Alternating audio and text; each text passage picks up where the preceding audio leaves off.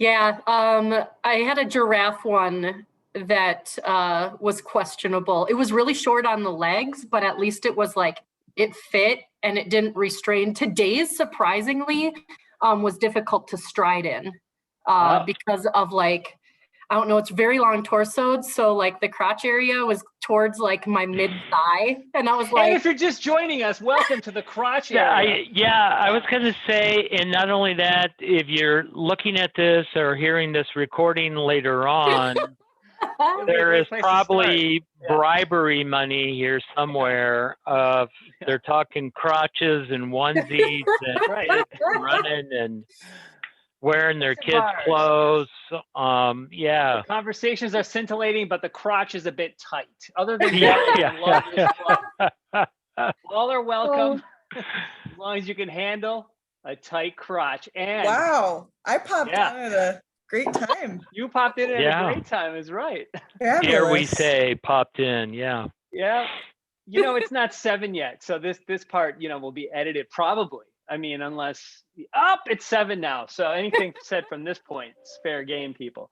So welcome to Books and Bars. My name is Jeff Kamen, and I'm so happy to see you all here tonight. We are talking about The Cold Millions by Jess Walter. So hopefully you read the book.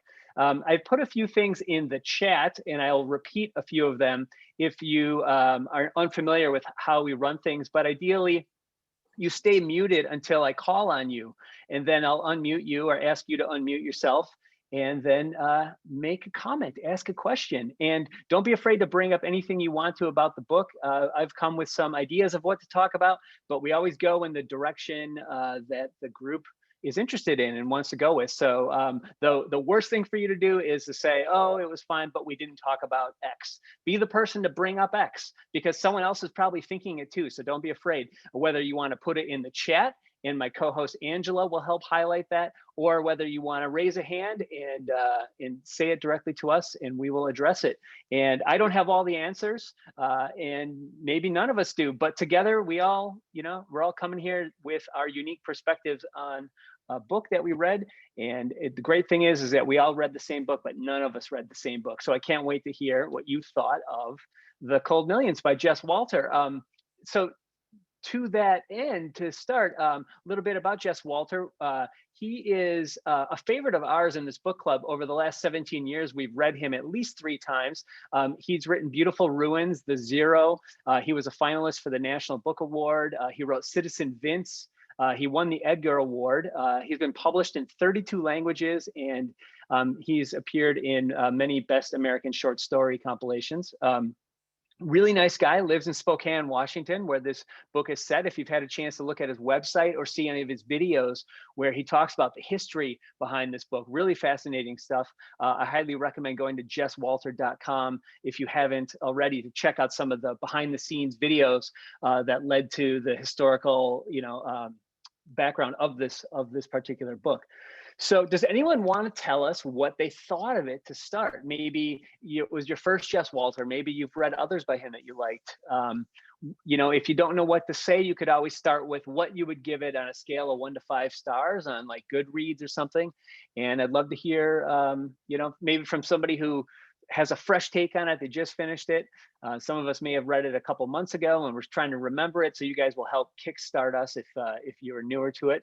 Feel free to raise your hand and we'll call on you. If not, I'll go also to anyone. I see Pete's got his hand up. Pete, a former co-host and always a trusted Books and Bars attendee and discussion member. Pete, talk to us, please. Yeah, so I did I did just finish it a couple hours ago, and I really liked it a lot more than the last one. And it was my first Jess Walters book, and I was even halfway through the book. I thought that the women were written so well that I didn't know it was a man that was writing them. But I'd be interested in hear what the women have to say about that. But it was just a kind of cool story, and I was surprised to learn that Elizabeth was a real person.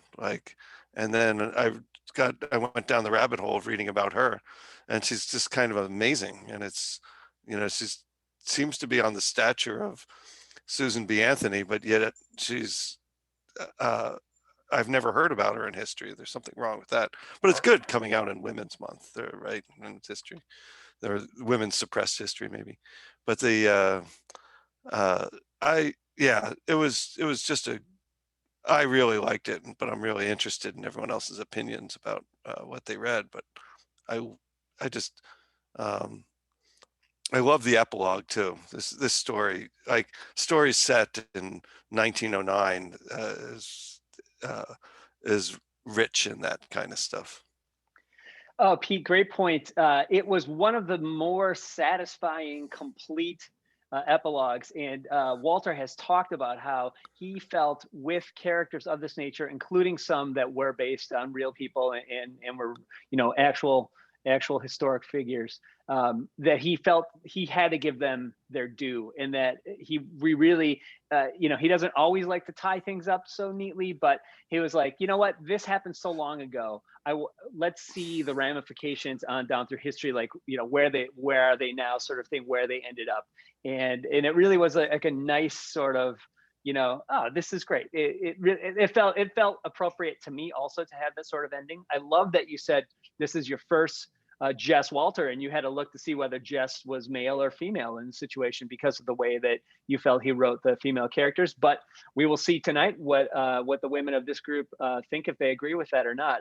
I know that Walter has said himself that he did really want to pay attention to that and really try hard, especially to give Elizabeth her just due in the research that he did leading up to this. So I see Kevin has his hand up. Kevin, may I unmute you? Talk to us, Kevin. Hi. Yeah, I think I thought it was okay. I think I'd give it a 2.5 out of 5. I didn't like the ending that much, especially with the $5,000 windfall, and just sort of the character of Early in general just felt a little over the top to me. But another thing that I think is an issue with a lot of historical fiction, at least for me, is that it has the sort of Ready Player One problem, where when I'm reading it, I'm reminded of things that I'd rather be reading about. So like, especially at the end in the acknowledgements, he gives a bibliography of the research that he did to write this book. And it's like, I could have just been reading like actual history about, what's her full name? Elizabeth Gurley Flynn. Like, I could have just been reading like the facts about her life, which I felt like would have been more interesting than the story that I actually read here, unfortunately. But yeah, overall, I thought it was fine. I think a lot of interesting ideas, so pros, but I enjoyed myself. Thanks, Kevin. And I put a question in the chat that you just brought up for me that I would love to hear us discuss, especially if there are big fans of historical fiction. What then, with your reaction to this, is the point of historical fiction? Why read, and why do you think so many people write historical fiction as opposed to just reading actual historical nonfiction? Can anyone, and I'm not asking you, Kevin, necessarily, if you want to speak to it, you can, but I would love to throw this out to if anyone has thoughts on that. Why do authors write this, and what do we as readers get from it? Why should we read historical fiction as opposed to just reading the nonfiction, the true story of what actually happened? Throw it out there to the group. But Dr. Todd's got his hand up. Dr. Todd, I'm calling on you. Hey, I counter with all due respect to Kevin, I'd give this a 5. It was my first one. I enjoyed it. I'm a pretty voracious or ferocious reader in both fiction and nonfiction, and I guess I go to nonfiction for me. In part to your question, I go to nonfiction for fact, and I want to learn something, and likely learn something or learn about something. A lot of times with the ideal that I don't want to re-experience that which is not good, and experience that which is really cool. I go to fiction to feel. And I think it's a more of an emotional connection and a looking through a lens and saying, what are these people feeling? And for me, I thought I was actually not going to like it from the start, but very quickly it had me engrossed. And in looking at it, I found it interesting going from one character to the other, where you were literally looking through their eyes at the same character, and you got their own perspective, or when their own voice came up, speaking as themselves, like Jules. I really wasn't expecting that one. And some really good insight on where he was and where he was coming from. And I thought it was just really, really good. And the only part that did not work for me was that whole sex scene between Ursula the Great and Gig at his, what if you go by the book, would have been his last sexual interlude. And for somehow that seemed like, a really one-off, then I'm not sure why it was there. It didn't need to be. I already knew about the relationship beforehand. Leave me in mystery. You don't need to give me something that I don't need. But other than that, yeah, I liked it. Thanks, Todd, and thanks for sharing sort of your breakdown of why you read what you read and what you get from it. And I'm happy to hear that this being your first Jess Walter, that you did enjoy this that much. This also sounds like this might be one of the better Books and Bars books that you've read in your short time with us. I have to honestly say, even only the one book I didn't enjoy, but it's all about the chain anyway, is every book I would not have read, and there has been some level of enjoyment even on the last one. The rest of the ones have been actually really good. I've really enjoyed them. Well, I'm happy to hear. And since you like his style, I would recommend other books by him. And maybe the next one you might want to try is Beautiful Ruins by Jess Walter. That's my personal favorite of his, but I think you'd enjoy it too. I see Miss Berger has her hand up. Kara, talk to us. Thanks. We're kind of going back and forth with the ratings. I think I'd give this book a 2. Not for any like particular reason. Like I didn't hate it, but like it kept on occurring to me that like Jess Walter just like wishes he could be John Steinbeck, but like he doesn't have the teeth of John Steinbeck. But he did do like tremendous research. Like I could appreciate that. Like I think I liked the character of Ursula the Great better than like his other female characters. Like I went into this knowing a little bit about Elizabeth Gurley Flynn. She's actually in a John Updike book as well, which is where I first learned about her. And I learned she was like a real person in that book. So I'd kind of done some research on her when I was younger, and like she's a really cool figure. So like just reading her about it in this, I don't know. I didn't love his portrayal, but I had my own preconceived notions, I think, on her as a person, and also as an older person than like, her being represented at 19 here. I thought like Ursula's scenes were interesting. Like she was a complex character, like not necessarily in the revolution, but I thought that her perspective of like, taking care of herself and then also taking care of Edith, like I thought that like, I don't know. She was interesting to me. I would have taken more of her. I didn't like Gig that much. I just didn't care about him. I didn't care about Rye for that matter either. And I thought they're like the Rye and Gig thing was like cute, I guess, but I did not like their names. I would have like been like, just call them Ryan and Greg. Well, so I think if this book had been written 50 years ago, I would look at it the same way I look at Ragtime, by like E.L. Doctorow, where like not a perfect book, not a perfect portrayal of anyone, but like, wow, if this was written in the 70s, it would have been like impressive. But being written in 2020, I'm just kind of like, all right, that's nice. And then also, I think what brought it down to a 2, it might have been a 3, was at the end, they have, I can't remember his name, I think it's Wallace. He's a Pinkerton.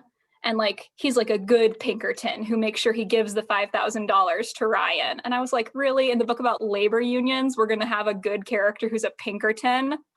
Get out of town. All right.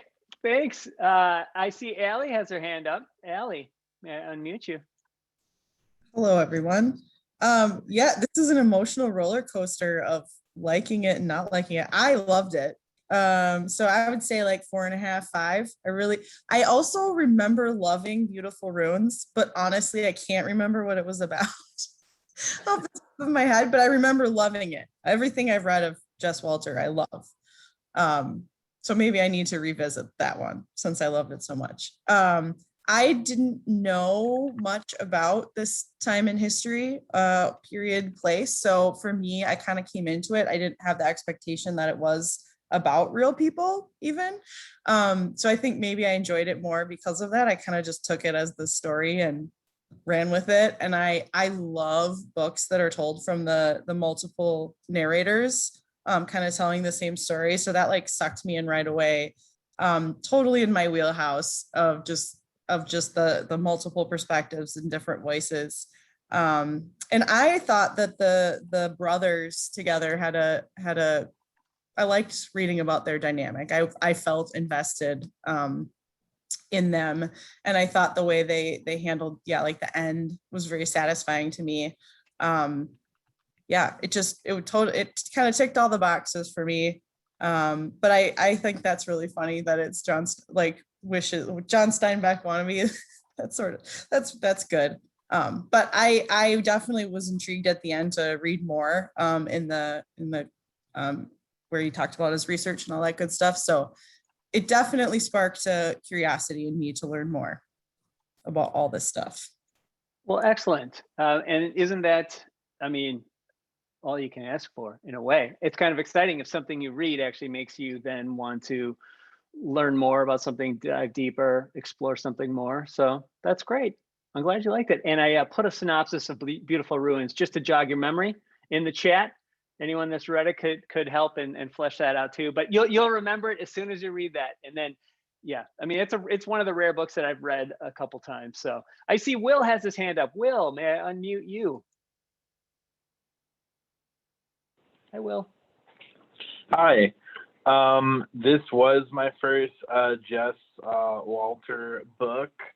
I think I fall like somewhere between a 3 and a 4 star.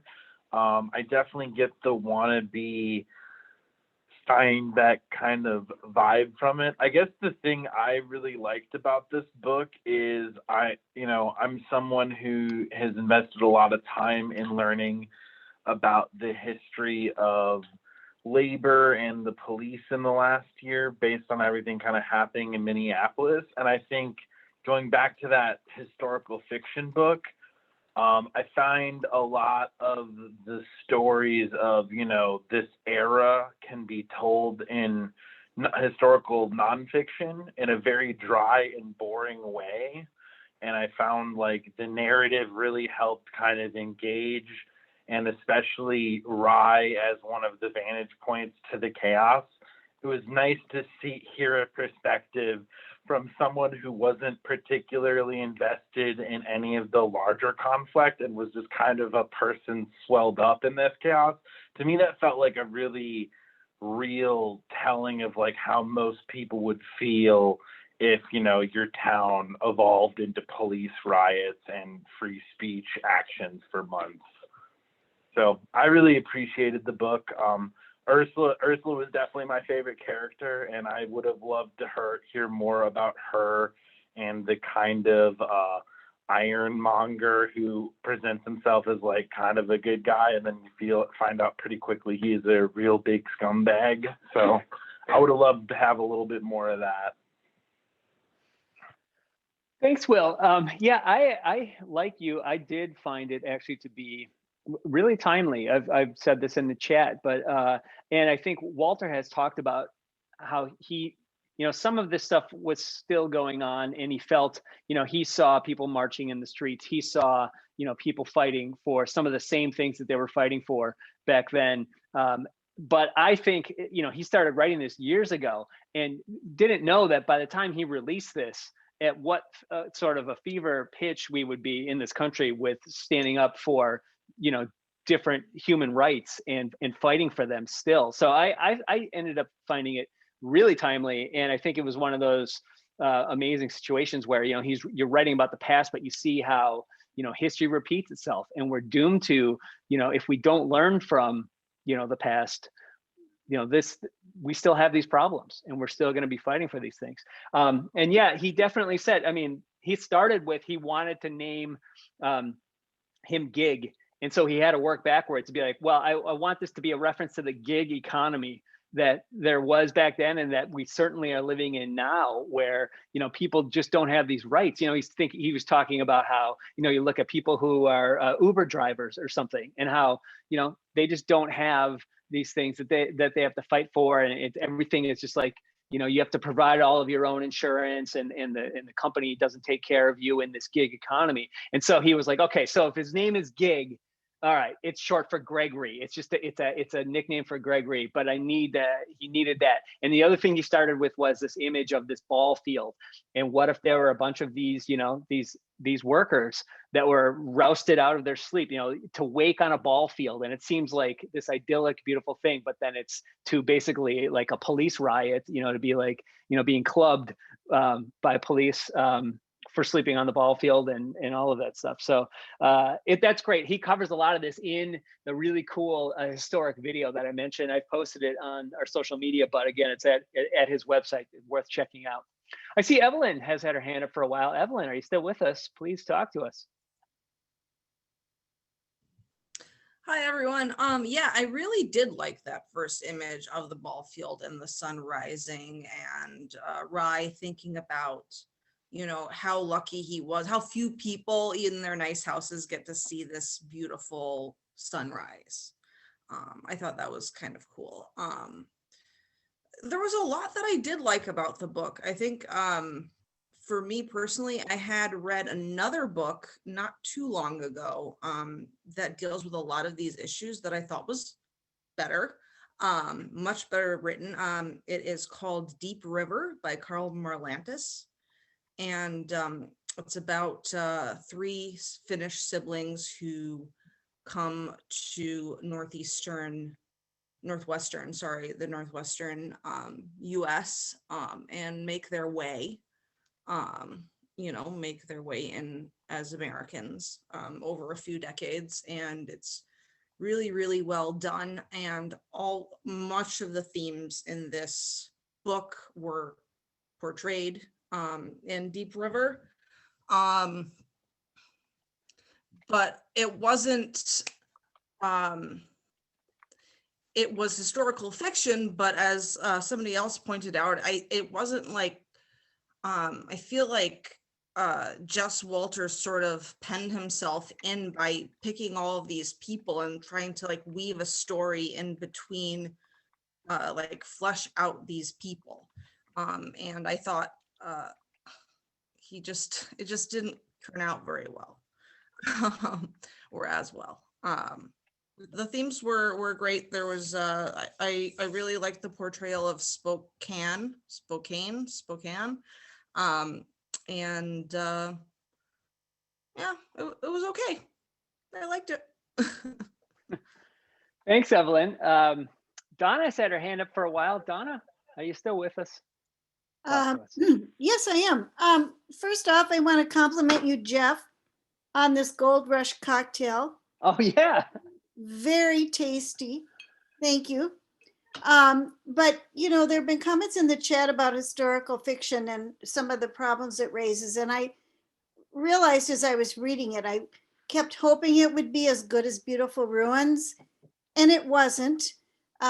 I thought Beautiful Ruins was just so enchanting, creative, humorous in parts, just delightful in so many ways. And this one I felt was not as creative. And I think because it's tied to a historical situation, probably that's limiting. I mean, you have to limit yourself to the truth as a writer.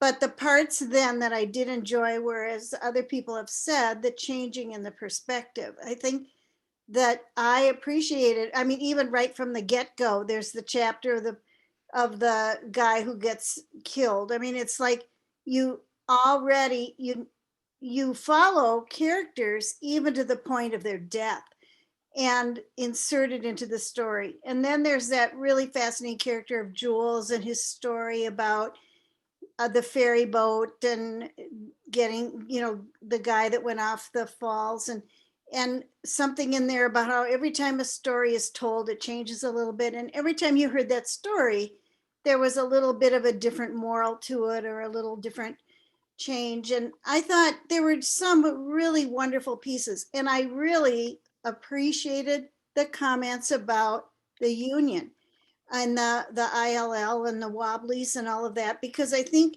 what historical fiction can do is give you a real personal perspective from the kind of minor people, the down to earth people that are affected by some big person in history. And I didn't realize this Elizabeth was a real person, but wow, what a dynamo she was. And I loved reading about her and I loved her comments. So I think I need to say, as a person who was a part of a union in education for many, many years, I thought this was really timely as we look at now, what can we do to make sure workers in all areas of our economy are given a fair shake. So I thought that part was really cool. I will just say that also the minor the way the characters threaded through the story, like I mentioned, Jules, I thought he was fascinating. I loved the little, the Gemma character. I mean, even some of the female characters, I think, had interesting perspectives and stories to tell. I read an article just recently, and it was either the Star Tribune or the New York Times about audiobooks. And they gave this book as an example of a book that the audio version does a nice job of different narrators. And there's some controversy in the audiobook world about whether then it's really a novel or a play if you have different people doing the parts, and how some people don't like it when there's a bunch of different voices in a novel. But I can understand why this one, because even the writing was such a distinctive vocabulary and cadence and perspective of those different characters that was the creative piece of it that I really liked. Donna, a couple great points. Thank you for bringing us to the audio version of it, which, first of all, I love that you're like, yeah, it was either in the New York Times or the Star Tribune. I mean, those two papers are like, they're exactly equal for you. It doesn't matter. There's the Gray Lady and, the Star Tribune. You guys the worldwide read Star Tribune that people are reading in Kuala Lumpur right now, as much as they're reading the New York Times. But yeah, it was in one of those two places. You guys decide. Yeah. That said, yes. And I used to be a purist where I would read the book, and it took me a while to become an audio book lover.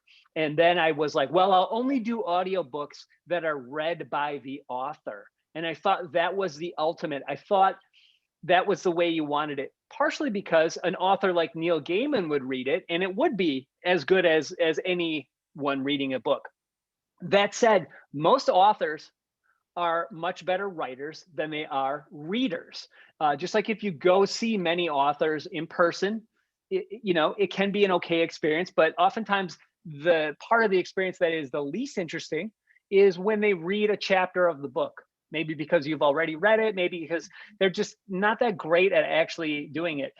So over time, I have become the biggest fan of an audiobook like this that is told with the right person reading each part. there's a Native American actor or reader. I don't know if he's an actor but like doing the parts in this book. And there are the proper accents there. I mean, there is a language in this book, and there is a cadence in the way it is spoken. It definitely elevates it to, it could be said, is it fair then? There was a recent, the Audible or the audio, I think they're called the Audies, the Audie Book Awards were just announced this week.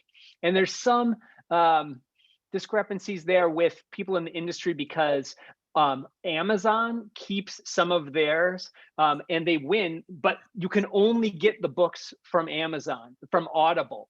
So like, Libro.fm, which is an audio one that I recommend that works with like our store's Subtext and with Moon Palace and stuff where you can credit them. Also works with Bookshop and you can get books through them. They will say, well, here are the winners. These books are only available at Amazon. We don't agree with that in the industry. It's unfortunate that you have no access this, and they're even keeping them from libraries now. Right. Amazon is keeping some of their audio books. You can't get them through like Libby app, through any of the libraries. So the only way to get these books is through Amazon, unfortunately, for some of them. That said, there are still a lot of great audiobooks that you can get everywhere, this being one of them. And it's worth looking at. I'll post the list. And there's some of the books that we read for this year. Such a Fun Age was one of the best audiobooks of the year. N.K. Jemison's The City We Became, which is on our list for coming up later, is rated one of the best audiobooks of the year. I could see this full cast one being up for awards next time. I really do appreciate now.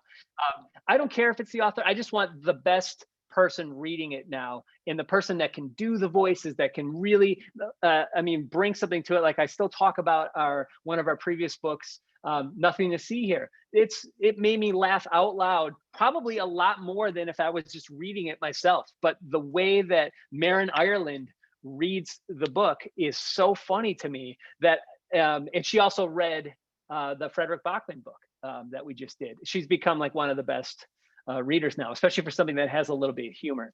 So I love it now. So yes, if you check out Libro.fm, you can also get audiobooks through Books and Bars Bookshop page. But there's some really good ones out there. If you've been hesitant to go into them, a full cast one might be a way that gets you into it, when you really get to hear all these different people playing the different parts. And if you're like me, where it's like, I can't remember that character's name, I keep forgetting, I have to look back, who is that? You don't, when there's a really good actor that is the voice, and it's a gruff voice, and he's a Pinkerton, and you know who it is the minute he starts talking, and it's like, okay, great, we're with this guy now. You know what I mean? Like, and it just sets it. And when you have so many different voices telling it, it's really great. So went off on a big tangent there, but I'm excited. I'm excited because I'm really enjoying high quality audio lately. And this is a great example of it. So Dynamo Donna, thank you. Katie, you've had your hand up for a long time. You deserve to speak. Please talk to us, Katie. Well, you did go down a bit of a rabbit hole there, Jeff, but that's nice. okay. Hey, did you like it? Yeah. No, because I'm not a big fan of audiobooks, so I get too distracted. I can't follow them. If I'm driving, I wind up realizing I didn't pay attention to the last 10 minutes of where I was driving to, and wonder what the hell I could have like run over. So it's not a good option for me. But as far as the book goes, I just finished it tonight. I thought it was an enjoyable read. It was easy. Even though it was historical fiction, there was still enough fluff to keep it moving without like making it stodgy. I will agree with the wannabe Steinbeck comments. It very much wanted to have that like East of Eden feel. I also get a little bit of a Guy Ritchie feel, where like there's all these characters and different kind of little offshoot storylines happening, and then they all kind of come together in the end.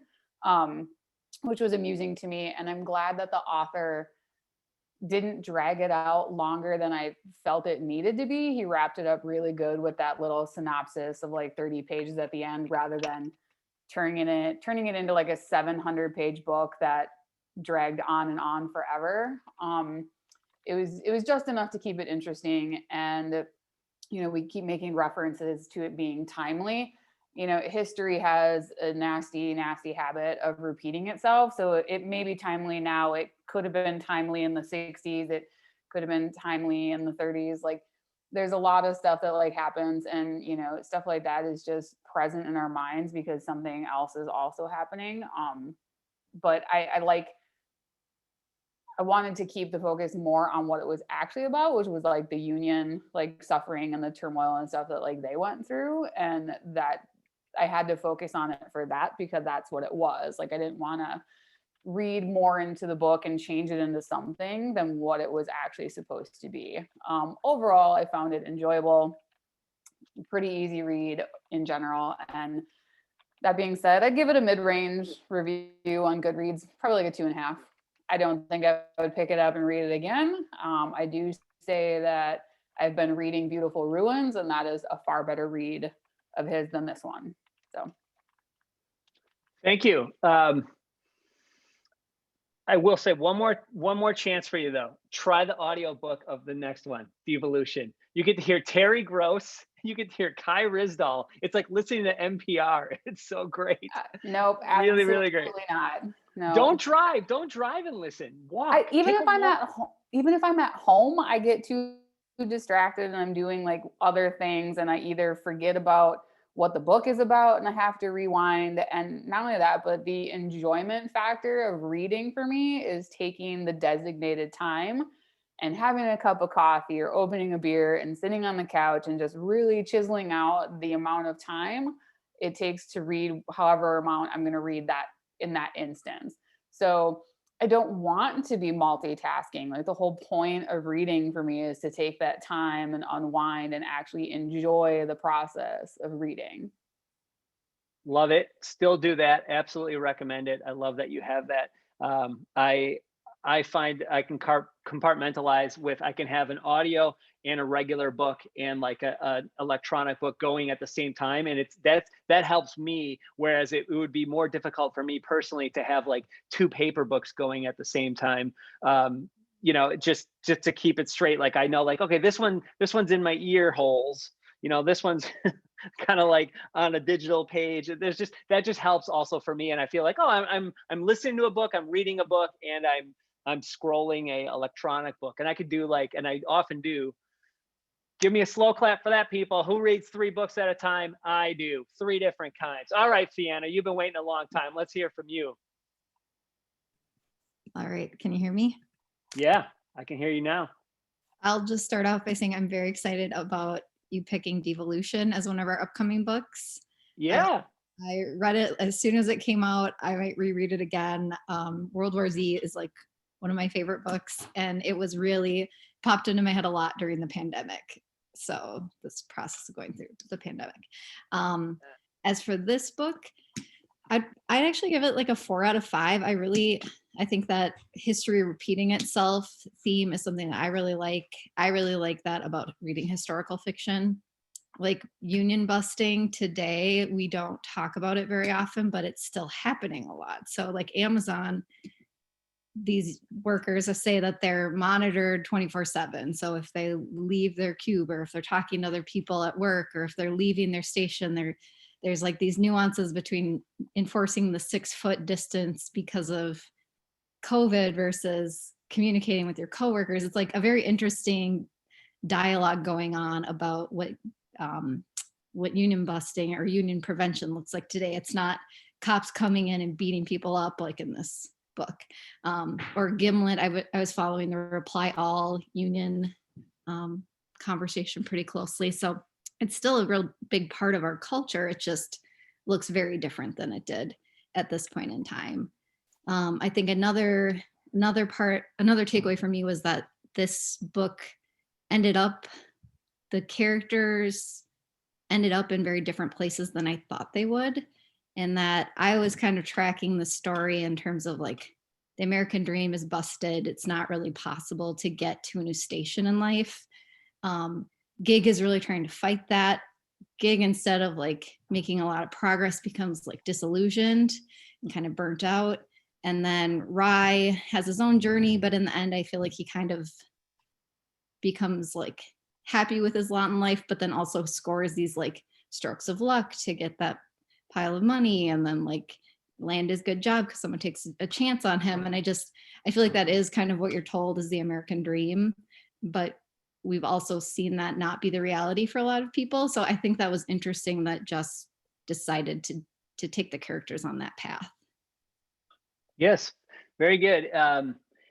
Yeah, I have not followed. You mentioned the Gimlet reply all story. I know about it, but it's just amazing to me what some of the biggest companies in the world get away with, and yeah, and that's still happening, and the way that that workers are treated. So I mean, like, again, to me, I found it incredibly timely, and maybe in some ways even more so now that I think people are willing to, in this economy, take anything. I mean, with the amount of jobs that have been lost and the amount over the last year, just the way things are, I mean, I think it's going to be interesting to see what companies go back to, and what we as people, as workers, are willing to accept now that we know, what can be done, and what also, I mean, everyone can work from home for not everyone, but like many of us can work from home, right?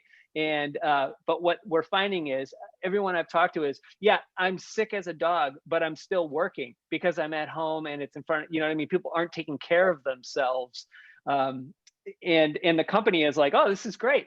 This is great. Yeah, go ahead, work from home. And you actually, we're finding that you're working more because you just like, you check in at 8 o'clock at night, and then you wake up and you're on at like 5 in the morning already too, because it's just there. And yeah, you know what? We're not going to pay for rent in the office space or buy a building. This is great.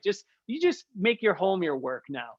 And we have to, I think that there's a trick there. There's a balance that we have to find, and not just accept that, oh, this is great, I can work from home. But we have to have a separation between work and our regular life, and we need to be treated as people. So there you go. Another big. You should read audiobooks and not work for Amazon and join a union. I don't know. Maybe Wendy's got something else to say. Wendy, talk to us, please. Get me out of this.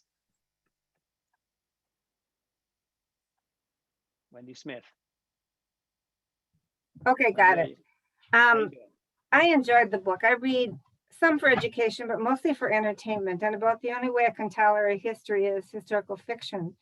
And I really like the opportunity to learn about different periods in history with some way to follow characters that makes it more memorable and more understandable, I think.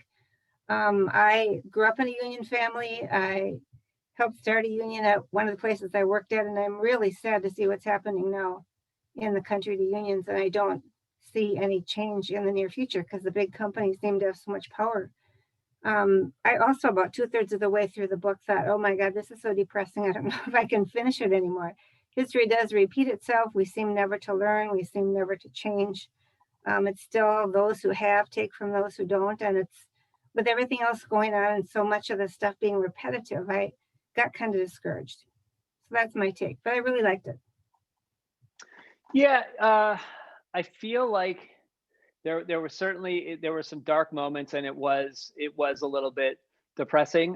But in some ways, I feel ultimately that it does point to, even though history is repeating itself and we're still going through a lot of these problems, that there was some positive change that was made, and some things were learned, and some of the characters do end up in an ultimately happier place. There might have been, a little bit of this, I mean, with the money and stuff like that, maybe a little too neat for some, but I think there's some hope and some happiness there that tempers it a bit. And maybe without the epilogue, it certainly wouldn't have had as much of a, I don't know. Ultimately, I wasn't totally down or depressed by the end of it. I did feel like, okay, at least some of these people lived a decent life. This was a major event that shaped everything to come, but it affected how they lived their lives after that. And they lived better lives and had, families, and for the most part, ultimately, I think many of the characters had, well, I shouldn't say many, but a few of the characters had a happy ending. But I get that. And I like that. I like that ultimately you read for entertainment, and that for you, historical fiction might be the one way that it's like a little bit, a teaspoon of sugar helps the medicine go down, right? You learned something, and it might have piqued your interest in a true historical thing that you wouldn't have looked at otherwise, but putting it in this kind of package makes it, little teaspoon of sugar for you. So, all right, Sue is a fresh hand. So Sue Warner, please talk to us. Hello. I too love this book. I think I gave it a 4 on Goodreads. Something I don't think we've brought up yet is kind of how it deals with the fringes of society. And it reminded me a lot of Nomadland, how Yes. people are on the fringes and how they're able to find community together on those fringes. So are the nomads the modern day hobos? Great point. And Sue, I'm so glad you said that. I almost brought it up with when I was talking about Amazon, because Nomadland shows you, one of the gigs that the lead character, Frances McDormand's character, takes in Nomadland, if you haven't seen it, is to work, for Amazon for part of the year. And it kind of shows what that life looks like. And that maybe she's not the only one. There's maybe a lot of workers who come in, they do this work seasonally, and then they go and do other things. If you haven't seen it, it's available on Hulu. It's up for a lot of awards this season. It's definitely worth watching. It's a really interesting look at modern day America and the way people get by, in another take on sort of the gig economy, and people on the fringe, and people not wanting to do the same thing everyone else is doing, or or live on the grid even. But yeah, really fascinating. Yep. Great point. Thanks, Sue. I see Kevin with a fresh hand. Kevin, talk to us. Kevin Matson. Oh yeah, that's me, the other Kevin, the old Kevin. We've got old Kevin, we've got new Kevin. Yes, I'm the old Kevin. So a couple things were interesting to me really in this. Like, I like this, but Beautiful, I hate to come back around to Beautiful Ruins, but Beautiful Ruins is just an amazing novel. And I've read it many times, and I did enjoy this. So I like his writing. I like the Zero. I like Jess Walter. I'm happy to read another book that he writes, similar to Andy Weir. I'm happy to read some different stuff, but Beautiful Ruins is just so good. Oh, go ahead. What? Well, I'm glad you say that, because I'm going to try to get you guys all to read the new Andy Weir in July. It's fantastic, by the way. I got an advance of it, and it blew me away. I think it's better than The Martian. I think it's phenomenal. And I was not a fan of his last book. I love The Martian, but you guys are going to love the new Andy Weir. It comes out in early May. I think we should talk about it in July. It's so great. But we'll talk about that one in July. All right. Keep going, Kevin. So anyway, side note to Andy Weir, but so Jess, so I'd be happy to read more of Jess Walter's stuff. To me, this was really interesting. My grandparents lived in Seattle, or in Spokane. I'm sorry. I lived in Seattle when I was young. My grandparents lived in Spokane. And we used to make that drive all the time to Spokane. And I did not know at all much about the history of Spokane. So this was very relevant. It was interesting in that regard to me, personally, to just know. I didn't realize it was a mining town. In historical fiction, but pretty relevant. So I did enjoy this book. I enjoyed the read. I thought the characters, I like the variety of characters. He did that with Beautiful Ruins. He did that in the Zero. I give him a lot of credit for that type of writing. I didn't feel like the characters were as rich or as deep, of course, as Beautiful Ruins, but I don't know. I liked the book, and I thought the history was good. It sounds like the majority of us here, are probably people who are broadly supportive of labor unions and feel like those things are important parts in our life. I would agree with that. And so the history of that, and knowing some real characters, some real people to be involved in this. We didn't touch really on the way that the Native American people were impacted, of course, by some of this. And that wasn't a highlight in the novel, but I thought that it was nice to have the character for sure. I can't remember the guy's name, but that was I liked that aspect of it. I felt like it really the Pacific Northwest angle, I thought it really highlighted that time in history. So I liked it. I guess that's what I've got to say. But Thanks, Kevin, and I'm happy to hear that you you have the Andy Weir to look forward to then. And I see in the chat, and I'm going to check in with Angela, our co-host, to see what I haven't seen in the chat. But I see something in the chat that poor Kara and Evelyn said. I think this is funny. The Books and Bars is great at introducing them to authors that everyone says, oh, but you should have read their other book, not this one, and they don't like the particular one. And you know what? Hey, 17 years. Yeah, if you were here earlier, you would have read their better book, the earlier book. But who knows? They maybe some of these authors still have their best stuff to come. And that's part of why we didn't repeat authors for a long time. That said, we have not read the best books by some authors yet, and they are yet to come. And I will make it a point. Like the next time we read an author that's been around for a while, let's make sure we read their best book. You know, maybe maybe Sue and I are thinking about Hotel New Hampshire right now and going, yeah, maybe we should have picked Owen Meany or Cider House Rules. I don't know. But I say that, you know what? It's not always the favorite or the book that everyone loves that is the good discussion. So I'm enjoying the discussion so far. We're going to hear from Kara. We're going to hear from Pete. We're going to hear from Rebecca, who's now done with her dinner. But first, Angela, what else is going on in the chat tonight? Can you talk to us about that? Most of it has been covered. Either people have talked about it or it's been brought back. So, I mean, most of it was comparing authors and stuff like that. A lot of it was related to the current topic that someone talked about. So there hasn't been anything crazy going off on the side.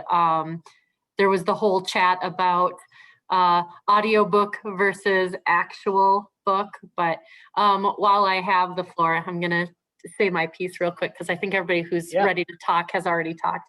I really struggled to get into it at first, and I think a lot of it, I like books who do different characters because I feel like you get a lot more point of views, but at first I really struggled to remember which character was which when it does that.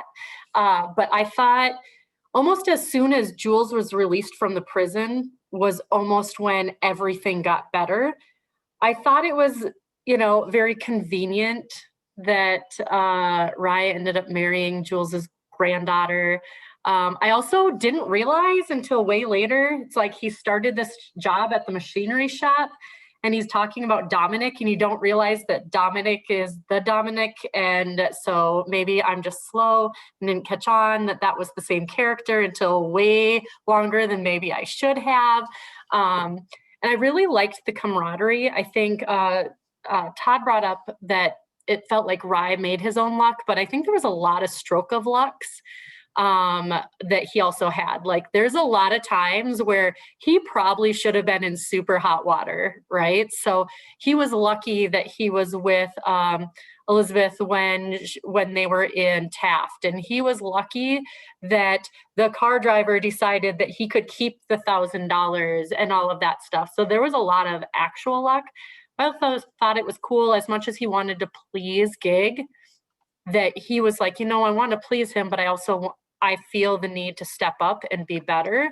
And I also thought it was interesting how Gig reacted. And I think it's very true where Gig was always the prominent brother and he was the attractive brother and he did all this stuff. And the fact that he felt trodden upon or like downplayed as soon as he fell ill, got out of prison, he did the hard time and Rye was taking care of him. And it's like parents, when they get sick, they don't want their kids to really take care of them. And so they get bitter. And I thought that dynamic was really cool. I liked the brother sibling thing back and forth. And I thought that was very endearing and pretty truthful to how I think a lot of siblings feel. There's a little bit of rivalry, but a lot of wanting to care for each other and keep each other protected, young and old. So I thought it was good. I enjoyed it. Thought the ending was a little fluffy, but it was good. Yeah, as a brother with two brothers, there's definitely, I love well-written brother stories, and when brothers are really close, there's definitely it starts off oftentimes with rivalry and then becomes some of the people that you're closest to. I can't speak for others, but for myself, it's, no one knows the people that grew up in the house with you, who can you say like, oh, the parents are like this, even, your significant other doesn't know that, but your siblings do. And so yeah, brotherly stories, they hit me, and I love it. I love well-written brothers. But not everyone whose hand is up has spoken before. Our former co-host Rebecca Moss has her hand up, so I'm going to Rebecca. I'm going to be very short. I read about the first 2 chapters of this book and I put it down. It did not. The accents were disconcerting. The multiple voices. I'm sure it's a fine book. It just was a life's too short moment. We used to have those back in the day, and I've had a lot going on, and I feel very what's the word? Obligated or whatever. Yes, but sometimes 2 books a month does not fit into my schedule. So I took a pass. I'm here though to listen to all you good people express what you say, and I have very much enjoyed the discussion. It has not convinced me though to finish the book. So thank you. Rebecca, you know what? Couple great points. First of all, great way to remind me. The plan is we'll just do 1 book once we get to June. Okay, stick with us through May if you can, and it's okay. It's okay. You know, read the ones you want to. Thank you for still being here, and yeah, of course, life is too short, and that's also why I put in there. If Books and Bars were to end this year, what should we read for the? It's not ending this year. That's not the plan, but we don't know. So let's read like there's no tomorrow. Tell me, if Books and Bars only had 6 more months to read, what are the final 6 books that we've never read that you would want to talk about with this group of people? Now, you don't have to come up with it right now, but this is a thought experiment, and I would love to see these. And then maybe if we read them, then I can quit, and then we can be done. No, I'm just kidding. I'm just kidding. But we're gonna go through May, 2 books a month. June, back to 1 book a month. I don't know when the in-person ones will start again. We're still trying to work that out, but we'll continue a video one either way. 1 book a month through the summer, maybe in person and also video, but for sure we'll still have a video, and hopefully we'll have an in-person too starting in the summer. So yeah, that'll make it easier for everyone. But what are those books that we should read that we haven't read? So feel free to share those with us too. And now back to our favorites that have spoken before. Pete O'Grady, talk to us. Pete, are you still with us? Oh yeah, there I am. I'm a favorite now. Thanks. You're all favorites.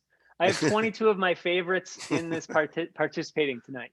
Yeah, it's like the other people that aren't here are not my favorites tonight. My favorites tonight are these 22. Yeah, well,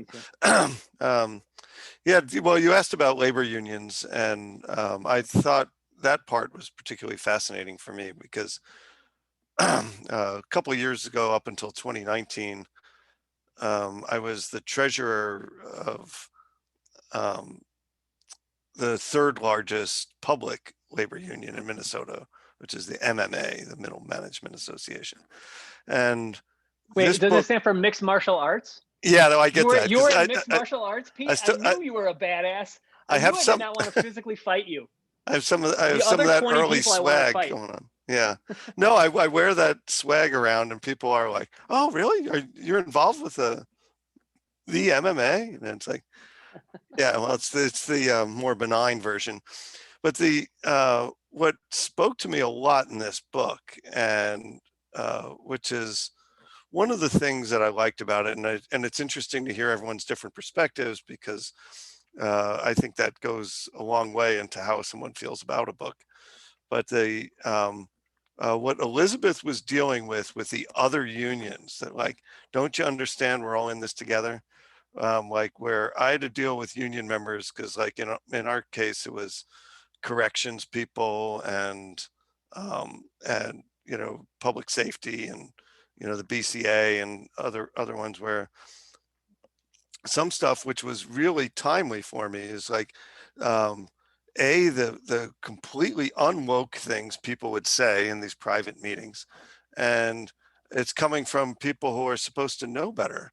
And like, for example, the union itself was a supporter of Nellie Stone Johnson, which some of you may or may not know what that is, but because it affects it's only for people of color who are and children of union members. of that, because it was a specific area of that. There was no scholarships for these people. And so we were really active, and it was just like in this book, all these like white dudes I'm fighting, like, well, if I can't get it, it's racist. And I mean, that's what I loved about this book, because it really spoke to that. Like, and Elizabeth was just like, you know, I love her takedown of the, God, you know, when somewhere along I'd hope someone could do a better job than me, but that, you know, once we're worried about the vagina that we are about everything else, and like things will be a lot better. Liberate the vagina. Liberate the vagina. That, yeah, it was just, I love Coming it. from the doctor, that, you know, the doctor said that, so it's a medical term that he used. It wasn't me saying that. And you were concerned about me saying crotch earlier. I'm just saying. Oh, really? In Was the he? chat, I missed in that. the chat, we're looking for a onesie for Angela to run in next week, but she found it like a bunny kind of one for Easter, but she's worried about a tight crotch. So liberate the vagina, people. We can't have tight crotches. Yeah. Pete? Oh, and the last thing I'll say here is I like to give a shout out to like Good Bookshelves and Wendy. That's a cool bookshelf back there. I can't see it or anything. I just see its books. Do you guys want to see my graphic novel shelf someday? Oh yeah. Okay, I'll show it to you. Maybe tonight. Maybe tonight. We'll see how it goes. Kind of excited. It's really close to me. I'm looking at it right now. Gives me power. It's close to my area here. Okay, Kara and Evelyn have been waiting a really long time, and Will and Dr. Todd are back. They're all some of my top 22 favorites tonight. So Kara, talk to us. Well, I agree, Pete, that like he touched on things, but I think part of my frustration and why I didn't like it more is that I do feel like he kind of was barely scraping the surface of like kind of all of the different intersections that like race and gender had to play with unions. The IWW is really interesting because it was it was like the first union that was like, yeah, anyone can join regardless of your race, regardless of your gender. But like that was still an extremely sexist and racist time. And so it's not like everything was all hunky-dory. And you got to see that a bit with the way Elizabeth was treated. But I didn't feel like they really went into it and explored it that much. I felt like they could have explored it more with Jules, but he did die like really early.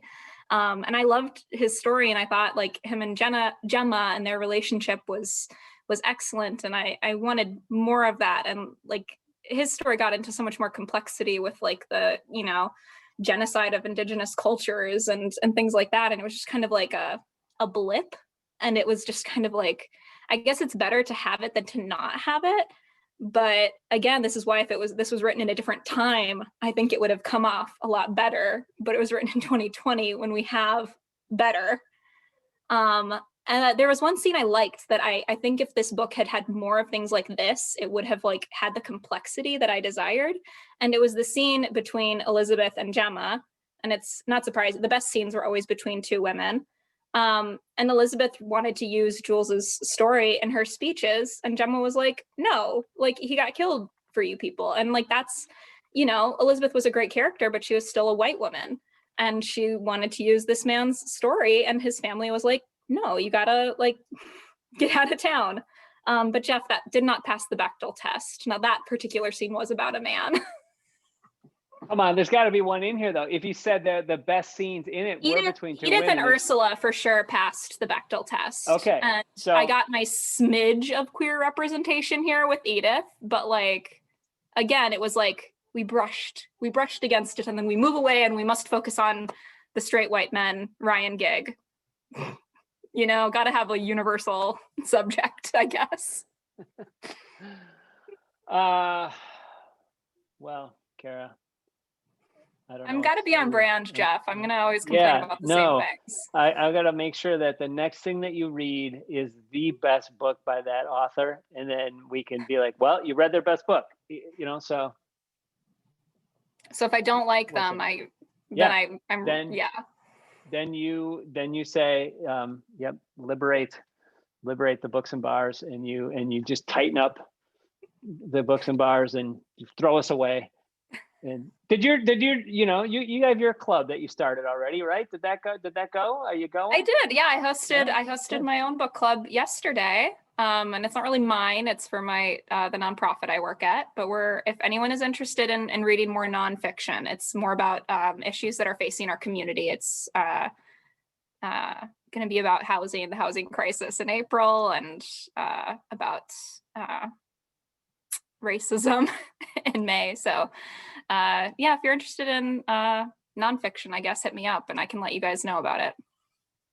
Cool. I like how you laugh because they sound like really funny books that you're talking about. Yeah, they're a delight to read. I will say, if you like, The Cold Millions is like an easy breezy, beautiful read compared to some of the stuff we're probably going to read. But at the very least, it's like. All right. Thank you. And Evelyn, your hand is still up. How are those? Those twins face the Brewers for opening day. I'm kind of excited about that. Oh yeah, it's gonna be good. I hope I can make it to a game.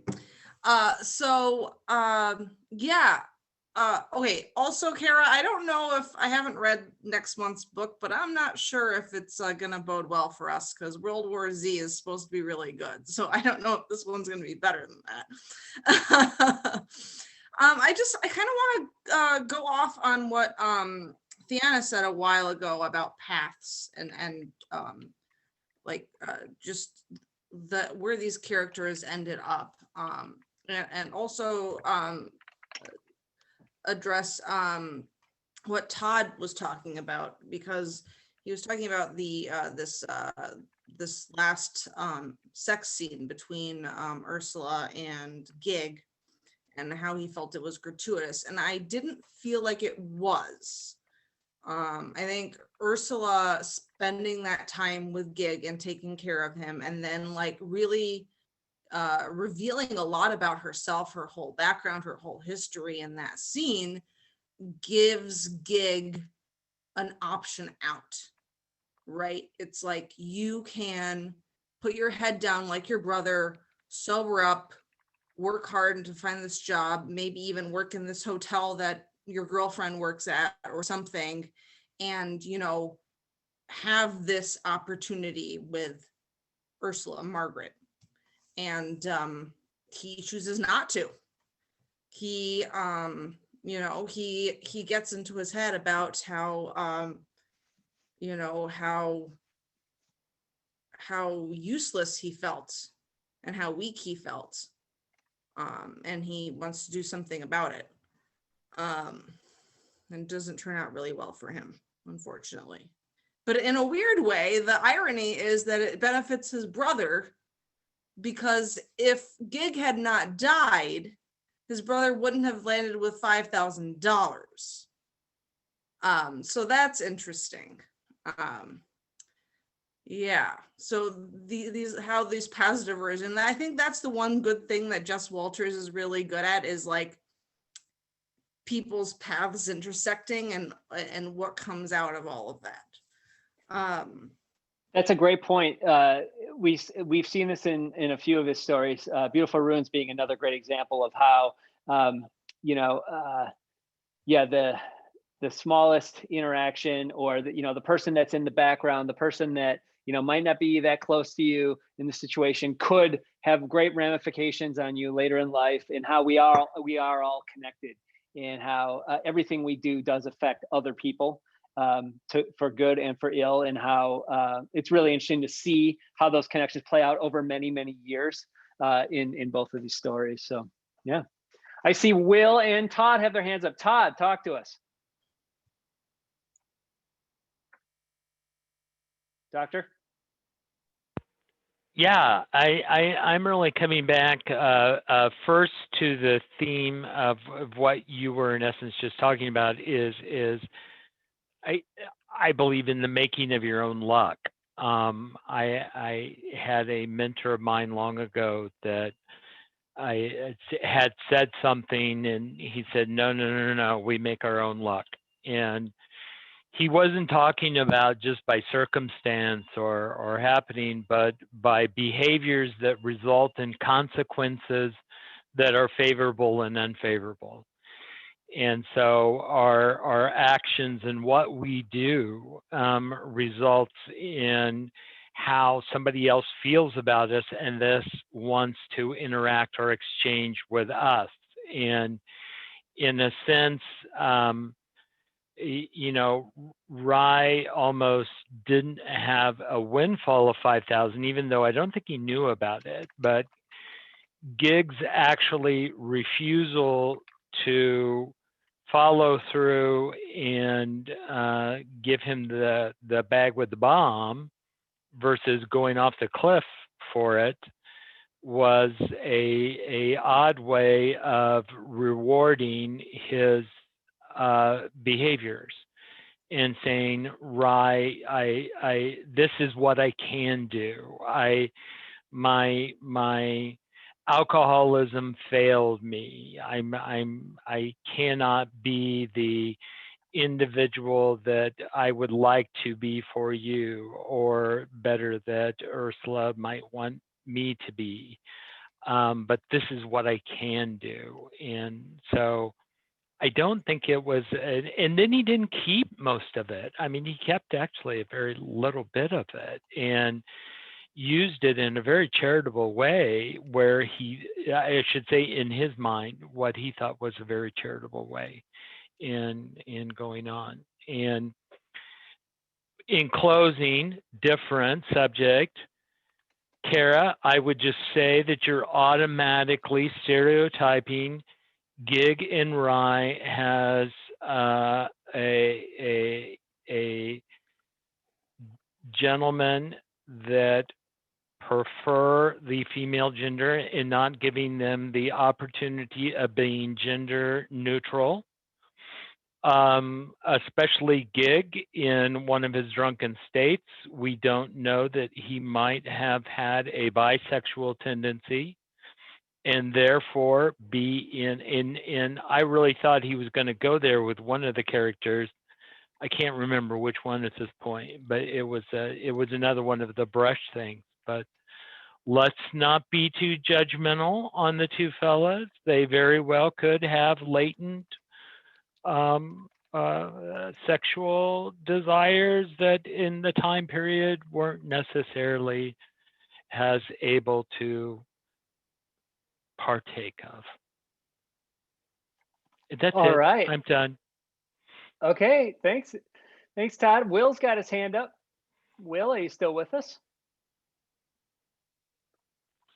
Yep, I'm here. I feel bad. I feel like we've been on like a positive vibe. I don't want to like bring back down, but the thing that really struck me about this book, and what we at the very beginning of this discussion, we were talking about being doomed to repeat our history again and again and again until we learn it. And I was really struck by the way the police were portrayed in this book, and the way, you know, the tactics they used in protests and calling it a riot or whatever, and, you know, just the echoes of, you know, that in Minneapolis and other places around the country last summer. And then I just finished reading a different book for a different book club called How to Write an Autobiographical Novel by Alexander Che. And he has a powerful essay in that book about participating in Rise Up activism during the AIDS crisis in San Francisco, which echoes, you know, the Stonewall riots. And it just seems like again and again and again that like these police really only have like a very limited tool set, and it's just kind of the same tactics again and again and again.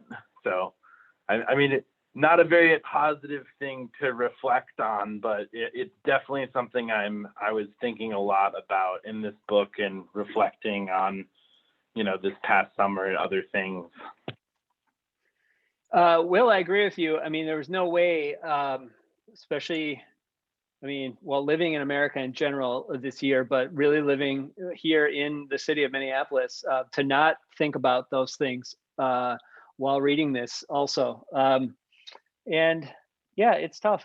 You know, I talked to our friends at Moon Palace just to give you guys an update on that. And some of you heard, but just to restate, if you're wondering, we do hope to return to in person at Moon Palace when they're ready for us. They are not making any decisions till after the Derek Chauvin trial about their future and when they're going to reopen, especially for events and stuff like that. So, but the door is open, the invite is there, and the plan will be to eventually return to Moon Palace when we can.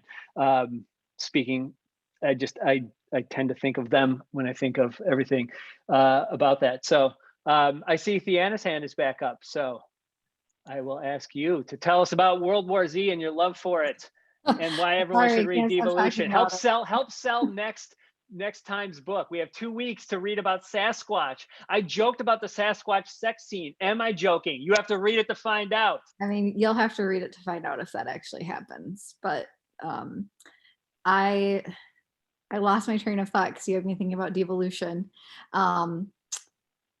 This is because we've talked through a lot of the big ideas, I think, in this book. I have just kind of a little theme that came through to me that I see this story kind of like a saga. And around the same time I was reading this book, I was reading House of the Spirits by Isabel Allende. And there were some parallels in terms of like walking you through a place and time during a point of like great change. And strangely enough, and I can't even remember which storyline goes where, but there was like a sex worker female who became like very wealthy and powerful and purchased her own like inn and hostel type place in House of the Spirits, and I believe in this book too. Right? Was Ursula? Yes. Okay. Yes. So it was really interesting to me that like in both of those stories, that individual became kind of like a big part of the puzzle of helping the individual like go to the next step in their journey or like solve a problem. And I don't know if that's like a literary device or if that was just a coincidence, but even it was like so similar that the storylines became like mixed up between the two books in my mind. Yeah, and in some of the historical research that Walter did and that he talks about leading up to this, Spokane sounded like it had not just a couple of the characters that were written about here in this book, but that there were a lot of powerful, successful women running establishments in Spokane at the time. And it made me I really wanted to visit. It seems like a beautiful town. I've never been, but it looks incredible. And it has such great historic buildings. And I mean, just looks like a beautiful place for him to live and write. And it seems like it would be a really interesting place to tour and to learn more about. But yeah, there was definitely something about that that he wanted to say with some of the characters here, some of them, being true to life. Interesting. Does anyone else, Angela, I don't have any hands right now. Is there anything else in the chat to discuss or anything else you want to jump in since you can't raise your hand? Angela, are you still with us? Are you in a onesie, Angela? I am not in a onesie. And again, a lot of it, I mean, you've been kind of paying attention, but a lot of it is all stuff that we are addressing. Okay. So, I mean, yeah, everything's been really talked about. So I feel like there's nothing that's been like blowing up. Sometimes like in the chain, there was a whole side conversation happening about random stuff, but it feels like everything has been touched on. I love it. Well, thank you. We still haven't addressed the fact that we weren't invited to Tony's bonfire. Yeah, I wanted Tony to speak. I was letting him know that the tribe has spoken, and then we might have to snuff Tony out unless he, he just sits outside at these bonfires and he maybe he's burning up. All I see is darkness with a little bit. Maybe I could spotlight. He's clearly paying attention though, because as soon as we said his name, his hand went up and his face came in. So. Okay, Tony. He's in Black Eden. Yes. Yeah. Hi, everybody. Yeah. Hi, Jeff. Jeff Probst. Can you hear me? Yeah. Yes. Yeah. No. This is the outside distanced fire pit because I have to see my friends because I'm a bit of an extrovert. No. I will agree. I thought everybody touched on really nice points with this. Apparently, I need to read Steinbeck because I thought this book was fun, and And as somebody else said, my favorite scene was the passing off of the mantle of Ursula the Great. I thought that was by far the most interesting. Well, it was really interesting and it was cool. And then I liked to see how it kind of like took a weird left turn, but then we didn't really get to see her until the weird sex scene again, which was I think my friend Robert said it the best. It didn't really move the plot forward. It was just kind of there. But you know, as a whole, and I'd also I think it's worth mentioning that historical fiction plays an interesting role, because we talk about history like it doesn't have a good chunk of fiction in it. And you know, I think a lot of our history, as we dig deeper into it, especially the further back we go, there's a lot of mythology added to our history. And I think that creating historical fiction gives us an opportunity to just tell a different story, but to make it very what the time was. You know, like you didn't read this book and think, oh, that's totally not true. No, you read this book and thought, yeah, this seems dead on for that time period. So I honestly have to say I gave the book a 3 on Goodreads, but I might bump it up to a 4 after this discussion. There was a lot of things I liked about it. Excellent. Well, that's Tony, first of all, anything you say when you're sitting by the fire, it seems like it's wisdom being passed down from the elders, which I love. So it makes me want to make sure I moderate in front of a fire next time. You know, if one of our outdoor venue ideas works out, we might have some fires outside too, I could see it works. Do you have other Books and Bars members with you there? We can only see kind of your Jedi Sith outline. Who else with you? Oh, yeah, there's Rob. We got Robert here too. So okay. Well, that's fantastic. I would like to get more of us out together by a fire sometime soon. And actually, it's a great segue. The way you guys look right there, that totally is like an image from Devolution, our book in 2 weeks. Yeah. So it's been referenced. Yeah, it's written by Max Brooks. Max Brooks is Mel Brooks's son, and he wrote World War Z. And this is similar in some ways, but the idea is it kind of reminded me actually a little bit of The Circle. It's like this, let's take this technologically advanced, idyllic sort of community. Let's put it out into nature. So it's like this Microsoft campus, but they're like, let's all live like off the grid with like the most clean, perfect for the environment, kind of an experimental community setup. And it kind of has this like hippie kind of cult, but like with new tech money vibe to it. And they go off and live in the Pacific Northwest. Well, unfortunately, they weren't the only people that wanted to live there, because maybe there's a family of Sasquatch, Yeti, Bigfoot, whatever you want to call them, that are also living there. And it's how these two groups interact. And there are moments where it goes there. And I remember saying, I love it that so many of the books we read, they like hint at something, or it's like, it's kind of exciting, but it doesn't, it's like the book version of that. This is like, no, it does it all. Like it's like, it's so awesome in its gore, its violence, its action. It doesn't leave you wondering. It just goes for it. And so it's intense, it's exciting, but yet it's funny and a fast, good read. I think you'll really enjoy it. And I think it'll give us some things to talk about.